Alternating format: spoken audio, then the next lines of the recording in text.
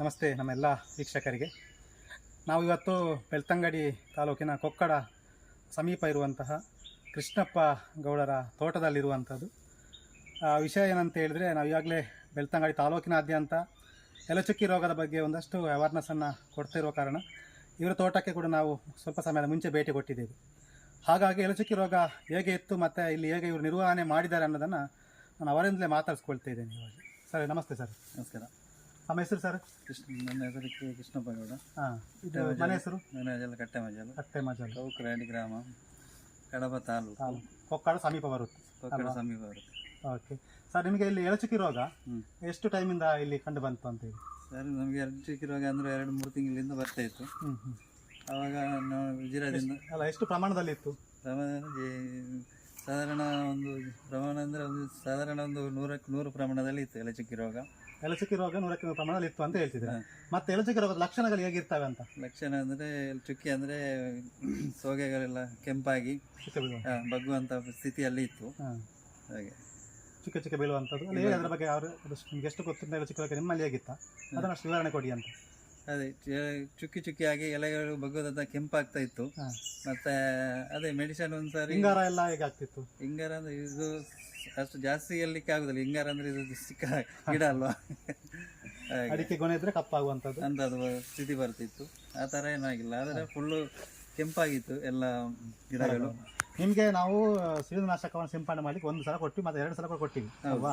ಮೊದಲನೇ ಬಾರಿ ಕೊಡುವಾಗ ಅಷ್ಟು ಕ್ಲಿಯರ್ ಆಗಿ ಹೋಗಿರ್ಲಿಲ್ಲ, ಅಷ್ಟು ಕ್ಲಿಯರ್ ಆಗಿಲ್ಲ. 2ನೇ ಕಾಲ ಕೊಟ್ಟು ಮತ್ತೆ ಕಂಪ್ಲೀಟ್ ನಿರ್ವಹಣೆ ಮಾಡಿದ್ವಿ ಅಲ್ವಾ? ಈಗ ಕೊಟ್ಟ ನಂತರ ಗಿಡಗಳು ಹೇಗೆ ಆಯ್ತು ಬದಲಾವಣೆ ಅನ್ನೋದನ್ನ ನೀವು ಹೇಳ್ತೀವಿ. ಅದೇ 2 ಸಂತಿ ಸಿಂಪಡಿಸಿದ ಗಿಡಗಳಿಗೆ ಎಲ್ಲ ಕಪ್ಪಾಗಿ ನೋಡ್ಲಿಕ್ಕೆ ಚೆನ್ನಾಗಿದೆ. ನನ್ನ ಲಕ್ಷಣಗಳು ಒಳ್ಳೆ ಇದೆ. ಅದು ಇನ್ನು ಸ್ವಲ್ಪ ನೀರು ಆಗ್ಬೋದು ಅಂತ ಕಾಣ್ತಾ ಇದೆ ಲಕ್ಷಣ ಗಿಡ ನೋಡುವಾಗ. ಆ ಥರ ಮಟ್ಟಕ್ಕೆ ಇದೆ. ಈ ಕಂಪ್ಲೀಟ್ ಚೇಂಜ್ ಆಗಿದೆ ಅಂತ? ಕಂಪ್ಲೀಟ್ ಚೇಂಜ್ ಆಗಿದೆ. ಹಸಿರು ಬಣ್ಣಕ್ಕೆ ಹಸಿರು ಬಣ್ಣ ಆಗಿ ತಿರುಗಿದೆ ಅಂತ ಅಲ್ವಾ? ಯಾಕಂದ್ರೆ ಮುಂಚೆ ಹಳದಿದ್ದಂಥದ್ದೆಲ್ಲ ಹೋಗಿ ಈಗ ಹಸಿರು ಬಣ್ಣಕ್ಕೆ ಹೆಚ್ಚಿನ ಗಿಡಗಳು ಬದಲಾಗಿದ್ದಾವೆ. ಹಾಗಾಗಿ ನಿಮಗೆ ಫಲಿತಾಂಶ ಕಂಡು ಬಂದಿದೆ ಅಲ್ವಾ? ವೀಕ್ಷಕರೇ, ಇಲ್ಲಿ ಎಲೆಚುಕ್ಕಿ ರೋಗ ಕಂಡು ಬಂದಾಗ ಇವರು ನಮ್ಮನ್ನು ಭೇಟಿ ಮಾಡಿದ ಸಂದರ್ಭದಲ್ಲಿ ನಾವು ಇಲ್ಲಿ ಬಂದಿದ್ದೀವಿ. ಹಾಗಾಗಿ ತುಂಬ ರೋಗ ಇದ್ದ ಕಾರಣ 1 ಸಲ ಸಿಂಪಡಣೆ ಮಾಡಿದ್ದೇವೆ. ಅಷ್ಟು ಕ್ಲಿಯರ್ ಆಗಿರಲಿಲ್ಲ ತೋಟ. ಮತ್ತೆ ಅವರಿಗೆ ನಾನು ಕ್ಲೀನಾಗಿ 2 ಸಲ ಸಿಂಪಡಣೆ ಮಾಡಲಿಕ್ಕೆ ಮಾಹಿತಿ ಮಾಡಿದಾಗ ಮದ್ದನ್ನು ಸಿಂಪಡಣೆ ಮಾಡಿದ್ದಾರೆ. ಹಾಗಾಗಿ ತೋಟ ಸಂಪೂರ್ಣವಾಗಿ ಮತ್ತೆ ಹಸಿರು ಬಣ್ಣಕ್ಕೆಲ್ಲ ತೋಟ ಬಂದು ಚೆನ್ನಾಗಿ ಬದಲಾಗಿದೆ. ಅಂದರೆ ಇಲ್ಲಿ ಇರುವಂತಹ ಕಾರಣ ಏನಂತ ಹೇಳಿದರೆ, ನಮ್ಮ ಬೆಳ್ತಂಗಡಿ ತಾಲೂಕಿನಾದ್ಯಂತ ಇತ್ತೀಚೆಗೆ ಎಲೆಚುಕ್ಕಿ ರೋಗ ಬಹಳ ಹೆಚ್ಚಾಗಿ ಕಂಡು ಬರ್ತಾ ಇದೆ. ಕೃಷಿಕರು ಏನು ಮಾಡ್ತಾ ಇದ್ದಾರೆ ಅಂತ ಹೇಳಿದರೆ, ನಾವು ಎಲ್ಲ ಕಡೆ ಮಾಹಿತಿ ನಮಗೆ ಹೇಳಲಿಕ್ಕೆ ಅಥವಾ ಕೇಳಲಿಕ್ಕೆ ಕರೆದಾಗ ನೀವೇನು ಮಾಡಿದರೆ ಎಲೆಚುಕ್ಕಿ ರೋಗಕ್ಕೆ ಅಂತ ಕೇಳಿದಾಗ ಹೇಳ್ತಾರೆ, ನಮಗೆ ನಾವು ಅದಕ್ಕೆ ಬುಡಕ್ಕೆ ಮದ್ದನ್ನು ಹಾಕಿದ್ದೇವೆ, ಉಪ್ಪು ತಂದು ಹಾಕಿದ್ದೇವೆ, ಸುಣ್ಣ ತಂದು ಹಾಕಿದ್ದೇವೆ, ಆದರೂ ರೋಗ ಹೋಗಿಲ್ಲ, ಸೋಗೆ ಒಣಗ್ತಾ ಇದೆ, ಹಳದಿ ಬಣ್ಣದಲ್ಲಿ ಉಂಟು, ಸೋಗೆಯಲ್ಲಿ ಕಂಪ್ಲೀಟ್ ಬಾಗಿ ಕೆಲವು ಮರಗಳು ಸಾಯ್ತಾ ಉಂಟು ಅಂತಕ್ಕಂಥದ್ದನ್ನು ನಮಗೆ ಹೇಳ್ತಾರೆ ಹೆಚ್ಚಾಗಿ.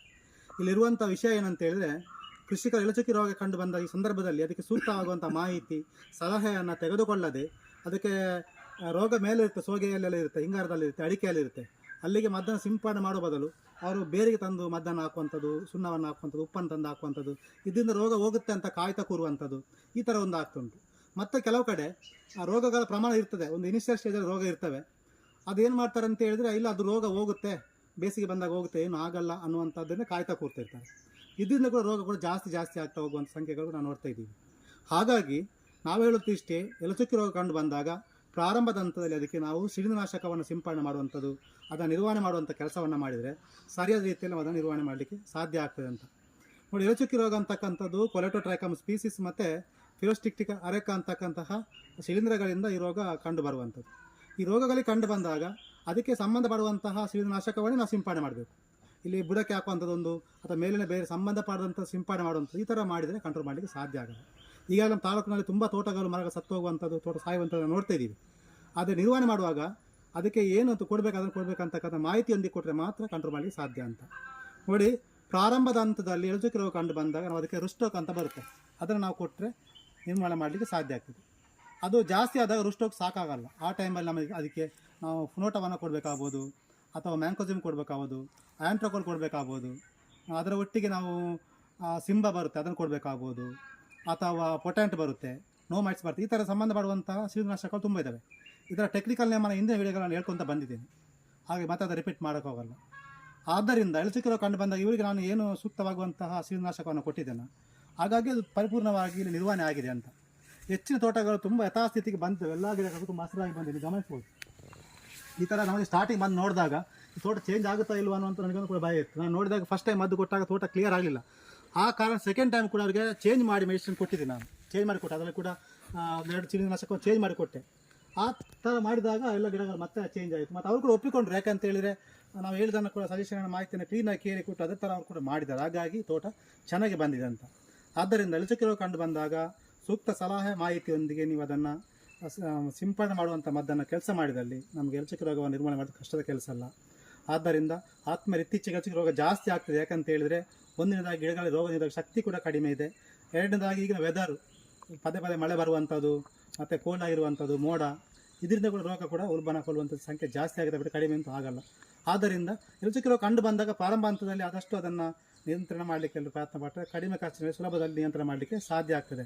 ಹೆಚ್ಚಾಗುವ ಮೊದಲು ಅದನ್ನು ನಾವು ನಿರ್ಮೂಲನೆ ಮಾಡಲಿಕ್ಕೆ ಪ್ರಯತ್ನ ಮಾಡಬೇಕು ಅಂತ. ಆದ್ದರಿಂದ ಎಲ್ಲ ವೀಕ್ಷಕರಿಗೆ ನಾವು ಹೇಳೋದು ಇಷ್ಟೇ, ಅವಶ್ಯಕತೆ ಕಂಡು ಬಂದ ಕೃಷಿಕರು ನಮ್ಮನ್ನು ಸಂಪರ್ಕಿಸಿದಲ್ಲಿ ಅಥವಾ ಮಾಹಿತಿಯನ್ನು ಕೇಳಿದರೆ ಸೂಕ್ತವಾದಂಥ ಸಲಹೆ ಮಾಹಿತಿಯನ್ನು ನಾವು ನೀಡ್ತಾ ಇದ್ದೇವೆ, ಎಲ್ಲರಿಗೂ ನೀಡಲಿಕ್ಕೆ ಕೂಡ ಇಷ್ಟಪಡ್ತಿದ್ದೀವಿ.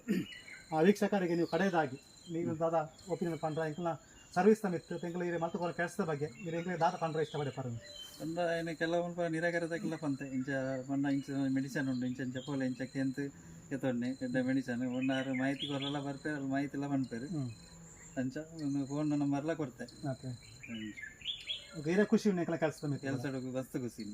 ಓಕೆ, ಧನ್ಯವಾದ ಸರ್. ವೀಕ್ಷಕರೇ, ಹಾಗಾಗಿ ಎಲ್ಲ ವೀಕ್ಷಕರಿಗೂ ಕೂಡ ಸಂದರ್ಭದಲ್ಲಿ ಧನ್ಯವಾದ ತಿಳಿಸ್ತೇನೆ.